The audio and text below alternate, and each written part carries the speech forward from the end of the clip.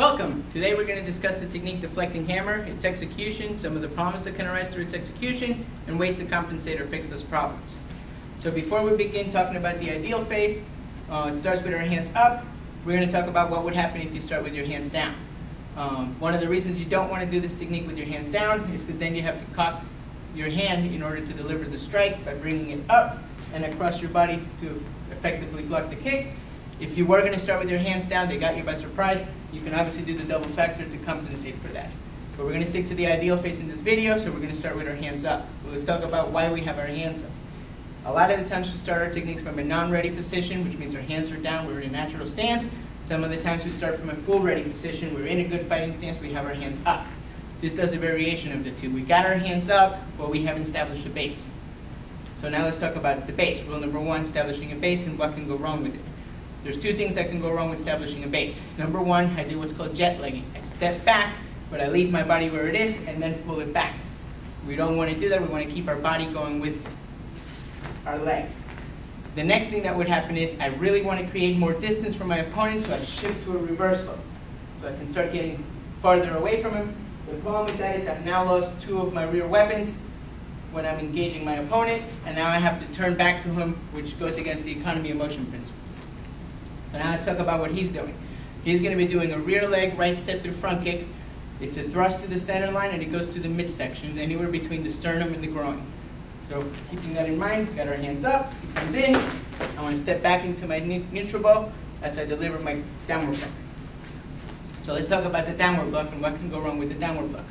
There's typically two things that can go wrong with the downward block: the way it's being executed and the path in which it's being executed on. So let's talk about the first one, the way it's being executed.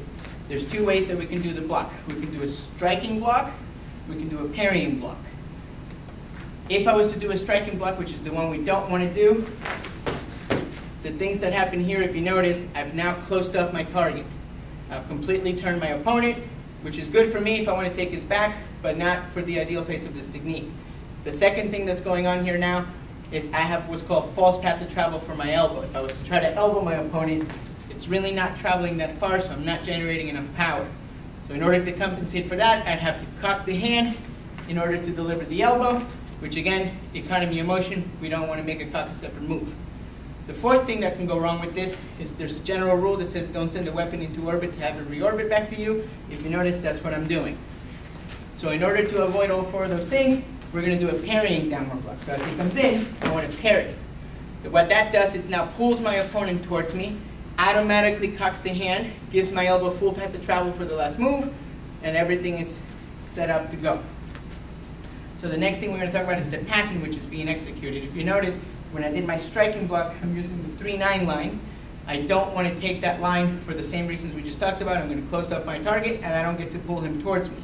So what I want to do is the 10-30, 4-30 line. There's a general rule that says if you're staying on the line of attack, you want to move your opponent off the line of attack. So that's what we're going to be doing here. So as he comes in, I want to pull him towards that line and have everything ready. So now let's talk about what's going on with the left hand. My left hand is going to be doing what's called a pinning check. One of the problems that can arise here is not shifting into the forward bow and staying in your neutral bow. This doesn't give me bracing angle. So if you notice, he was able to move me. If he was a lot bigger than me, he was really committed with this kick, you're not going to be able to hold them from a neutral bow. You've got to shift to your forward bow, get that bracing angle. The next thing that can go wrong with the pinning check is you can do it too low or too high, in which case you're not really controlling the weapon. You want to make sure you're in the center, a little bit above the elbow and below the shoulder. Okay, so now let's talk about the final strike, the elbow. One of the purposes of the technique is to deal with circles and lines. So if you notice, we're creating a circle and cutting it in half. There's three things we do to circles. We can cut them in half, continue them, or reverse them. This one deals with cutting them in half. So now let's talk about the elbow. Once I get this, I want to get that borrowed force coming in because I'm pulling him into the elbow, and I deliver the elbow. It's an inward elbow. Target is to the face. If you notice what I did right now, it's called a step drag. I step and drag my weight forward. Foot maneuvers are typically done as needed. In this case, it's part of the technique, but if he was really committed to his attack, I wouldn't need to do the step drag. He's already on top of me. There's no room to do the step drag. So let's talk about some of the other things that can go wrong with the elbow. So as he comes in with the kick, I get my pin up. Notice this time he had his hand up. So now I can't go to the face, the target is blocked off, so I'm going to the low line, and I hit low. And typically if he's a lot taller than me, or if he's got any experience and his hands are up, you're going to have to determine where you want that hand to go. Whether it be pushing it down, lifting it up, trying to pin it against his body. This is all determined by what he's doing. The ideal face, hands are down, so we keep the pin here. The last thing that can go wrong with this technique is when I execute my elbow, shifting to a neutral bow.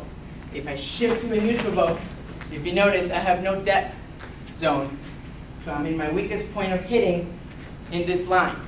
What I want to do is continue to keep my bracing angle and go forward, just like if I was punching straight ahead towards 12, but we're doing it short range with the elbow. Go this way. Okay, so let's do a quick review of what we just talked about. Remember, open environment concept, we're able to step back, hands are up, semi-ready position. He comes in with a kick, parrying downward block, use the 10-30, 4-30 line. Make sure you're pulling him towards you, get that hand pinning. Remember, not too high, not too low.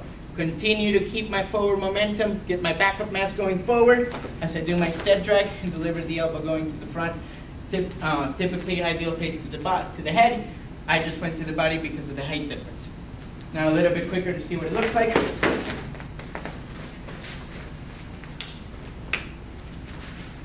We hope this video helps you. Thank you very much.